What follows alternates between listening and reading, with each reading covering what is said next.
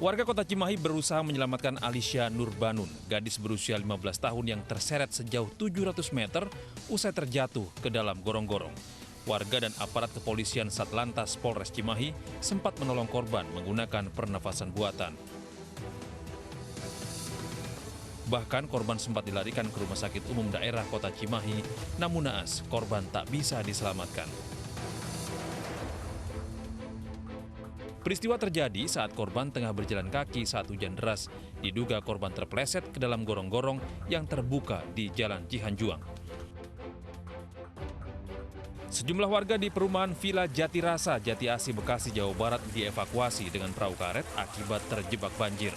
Ketinggian air yang mencapai 2 meter membuat sebagian warga terjebak di lantai 2 rumahnya. Tidak adanya aliran listrik, makanan, dan air bersih membuat mereka terpaksa mengungsi. Banjir di perumahan Villa Jatirasa melanda 20 RT di 2 RW. Banjir terjadi akibat luapan sungai Cilengsi dan Cikeas. Kondisi permukiman yang rendah membuat air cepat masuk ke rumah warga. Seorang anggota DPRD Kabupaten Jeneponto, Sulawesi Selatan dirawat intensif di Rumah Sakit Lanto Daeng, Pasewang, Jeneponto.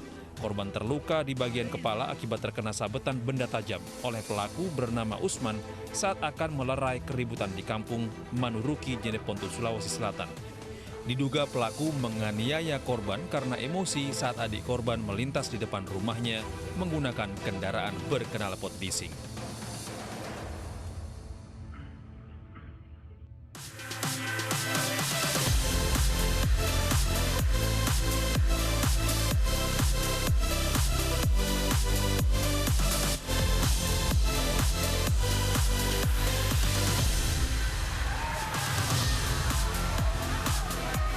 Maling motor di Probolinggo, Jawa Timur nyaris dihajar warga. Polisi kesulitan evakuasi pelaku.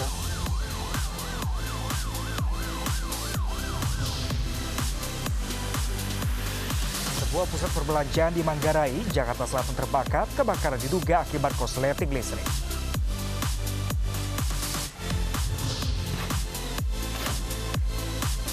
Presiden Turki Recep Tayyip Erdogan kecam kritikan Presiden Emmanuel Macron terhadap Islam.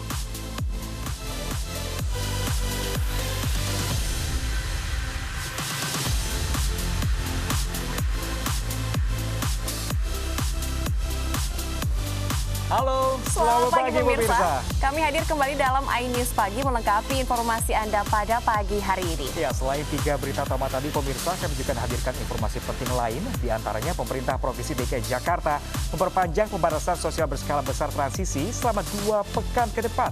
Bersama saya Prab Sejaya. Dan saya Salsabila Syaira. Inilah iNews Pagi selengkapnya.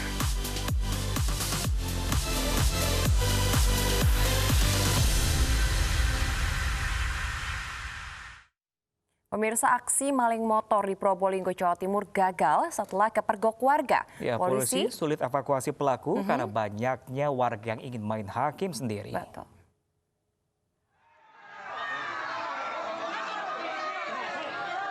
Aparat Polres Probolinggo kesulitan mengevakuasi 1 dari 3 kawanan maling motor yang tertangkap warga di Kecamatan Mayangan. Pelaku diamankan di salah satu rumah untuk menghindari amuk warga yang menunggu di luar. Meski kesulitan, evakuasi berhasil dilakukan setelah polisi koordinasi dengan tokoh masyarakat setempat. Ya, tangkapnya di mana, Pak? Tangkapnya di itu. Pak Edison yang tahu. Depannya TK jatuh. Oh, depannya TK. Dia jatuh ya? Ditabrak. Tikungan itu. Oh, dia nabrak di situ. Berapa orang, Pak, pelaku tadi, Pak? Pelakunya berapa orang? Ya, enggak tahu. Tiga. Yang satu ke sana, yang satu ke selatan, yang bawa sepeda ke utara. Selanjutnya, pelaku dibawa ke Mapolres Probolinggo Kota untuk diperiksa. Polisi juga memburu 2 rekan pelaku yang berhasil kabur. Dari Probolinggo, Hana Purwadi, iNews melaporkan. Ya, pemirsa, keributan antara keluarga pasien dengan petugas medis terjadi di salah satu rumah sakit di Jeneponto, Sulawesi Selatan. Iya, pemicunya hanya karena pihak rumah sakit dianggap lamban dalam mengurus administrasi pasien.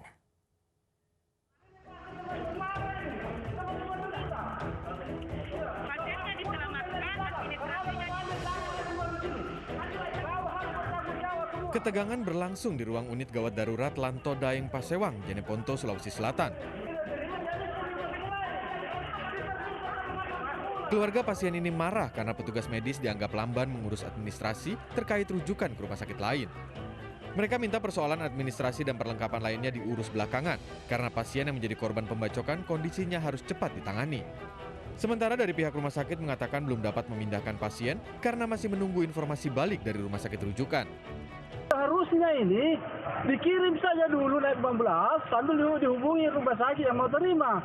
Apa tidak mau terima atau tidak, kalau tidak terima, nanti di Makassar dipikirkan.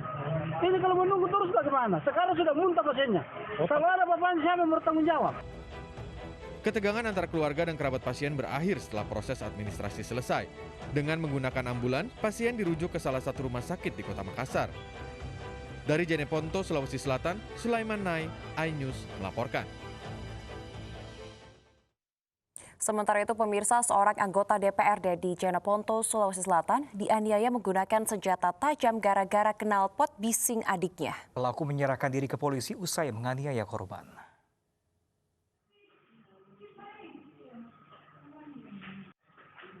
Justri, salah seorang anggota DPRD Kabupaten Jeneponto, Sulawesi Selatan ini terpaksa harus menjalani perawatan intensif di Rumah Sakit Lanto Daeng Pasewang, Jeneponto.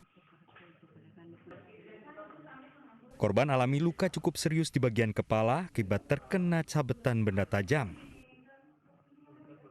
Anggota DPRD Jeneponto dari fraksi Partai Berkarya ini tiba-tiba dibacok oleh pelaku Usman saat akan melerai keributan yang terjadi di Kampung Manuruki, Kelurahan Batotanga, Kecamatan Tamalatea, Jeneponto, Sulawesi Selatan. Diduga pelaku menganiaya korban akibat tersinggung karena adik korban melintas di depan rumah pelaku menggunakan kendaraan berknalpot bising. Hingga korban dan pelaku cekcok dan terjadi penganiayaan.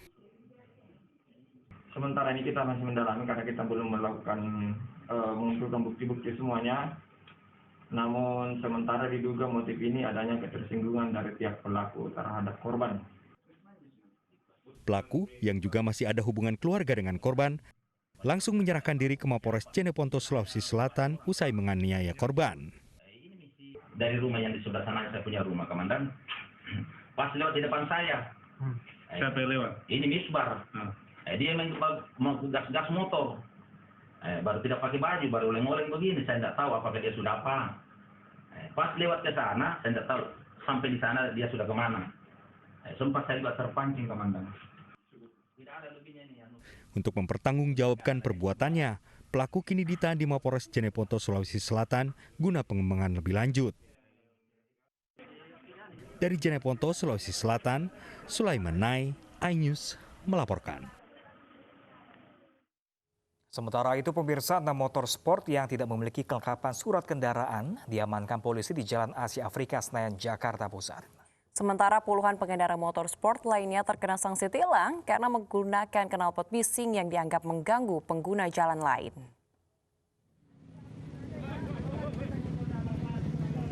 Satu persatu, sepeda motor sport yang melintas di ruas Jalan Asia Afrika, Senayan, Jakarta Pusat, pagi tadi diberhentikan petugas di Lantas Polda Metro Jaya. Pengendara diberhentikan karena menggunakan knalpot racing yang dianggap mengganggu pengguna jalan lainnya. Puluhan pengendara diberi sanksi tilang, sementara 6 sepeda motor sport lainnya diamankan polisi dan dibawa ke Polda Metro Jaya karena tidak memiliki kelengkapan surat kendaraan. Sementara untuk KR yang sudah kita amankan, yang tanpa dilengkapi surat-surat kendaraan, yaitu ada sekitar 6 kendaraan sudah kita sita. Nanti untuk pelanggar nanti bisa ke kantor untuk mengurus surat-suratnya. Oh, masih masang knalpot yang gak standar? Ya, gimana ya? Enak aja dikirim. Enak. Tapi kamu tahu ini nggak boleh? Salah, nggak boleh. Tahu, tapi tetap melanggar. Razia jelang Operasi Zebra 2020 digelar menyusul banyaknya laporan warga mengenai motor berknalpot racing di sejumlah ruas jalan di ibu kota. Dari Jakarta, Rani Sanjaya, iNews melaporkan. Pemirsa, polisi masih menyelidiki penemuan mayat wanita bertato di tepi kolam kandang buaya di Berau, Kalimantan Timur. Ya, saat ditemukan jasad korban diduga merupakan korban pembunuhan ini dalam kondisi terikat dan setengah telanjang.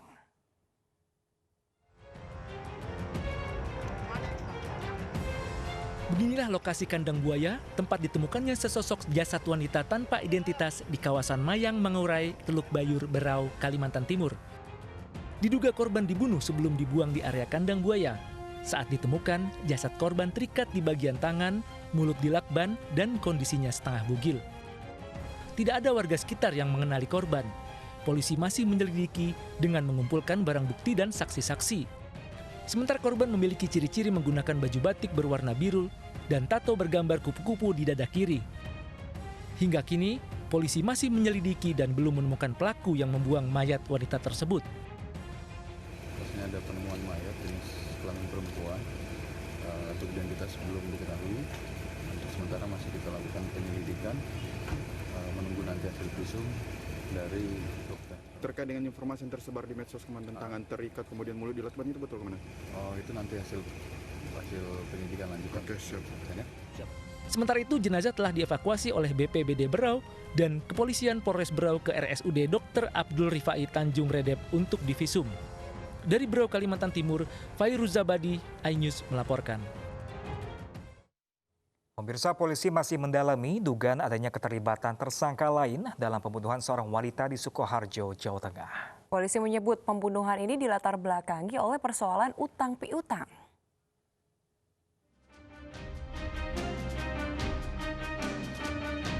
Polisi masih mendalami dugaan adanya keterlibatan tersangka lain dalam pembunuhan seorang wanita yang ditemukan terbakar di dalam mobil di Sukoharjo, Jawa Tengah. Satu tersangka yang merupakan rekan bisnis korban saat ini masih menjalani pemeriksaan. Menurut Kapolda Jawa Tengah Irjen Pol Ahmad Lutfi, pelaku membunuh korban karena masalah utang piutang. Di rumah tersangka, jadi dia menyangka bahwa kita bisa cepat mengungkap ini atas kerjasama lapor, kemudian Polres, kemudian tim Jatanras dari Polda. Jadi CCTV, IT, semuanya kita mainkan untuk mengungkap ini karena ini adalah kasus menarik terkait dengan pembakaran mayat atau korban suatu TKP. Jenazah Zulia dimakamkan di Taman Memorial Delingan Karanganyar, Jawa Tengah, Kamis pagi. Isak tangis keluarga mengiringi pemakaman, bahkan salah satu putri korban terus menangis dengan memegang foto almarhum ibunya. Keluarga tidak menyangka jika Yulia harus pergi dengan cara yang tragis.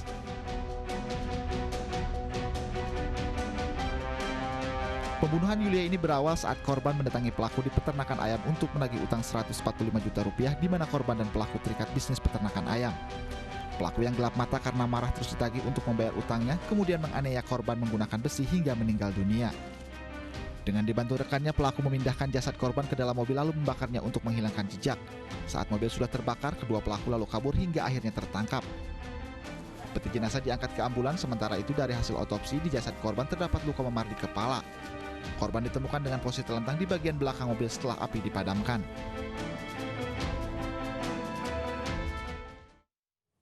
Pemirsa, bocah berusia 4 tahun di Medan, Sumatera Utara menjadi korban penyiksaan dari paman dan bibinya sendiri. Ya, korban berhasil diselamatkan setelah melarikan diri dari rumah usai dihukum.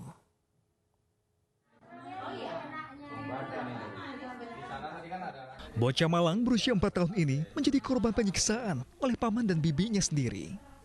Akibat luka yang dideritanya, korban terpaksa mendapat perawatan intensif di Rumah Sakit Bayangkara, Medan. Bocah Malang ini terpaksa dititipkan karena kedua orang tuanya tengah tersandung kasus narkoba sejak 4 bulan lalu. Paman dan bibinya tega menyiksa jika korban lakukan kesalahan. Selain dipukul, bahkan korban pernah digantung di dinding. Dianiaya pakai apa? Pakai apa ya, Bang? Pakai apa? Bambu. Telepon dulu kita dulu. Terus sudah berapa lama lah itu dilakukan? Baru 5 kalinya, Bang. Dalam bulan ini. Penyiksaan ini pun sempat terlihat warga yang tinggal bersebelahan. Korban berhasil diselamatkan setelah melarikan diri dari rumah usai dihukum. Masyarakat setempat di tempat kejadian perkara itu melihat kondisi anak ini ketika dia berhasil keluar dari rumah dan kehausan lalu meminta minum kepada orang yang di tetangganya. Kemudian dia dilihat bahwa anak itu kondisinya sudah lebam-lebam. Mereka berinisiatif untuk melakukan upaya, yaitu melaporkan ke pihak kepolisian. Untuk mempertanggungjawabkan perbuatannya, keduanya terjerat pasal tentang kekerasan dalam rumah tangga dengan ancaman hukuman 5 tahun penjara. Dari Medan, Sumatera Utara, Ahmad Ridwan Nasution, iNews melaporkan. Pemirsa, seorang siswi pelajar SMP tewas setelah terjatuh ke gorong-gorong saat banjir. Informasi selengkapnya sesaat lagi, tetaplah bersama kami di iNews Pagi.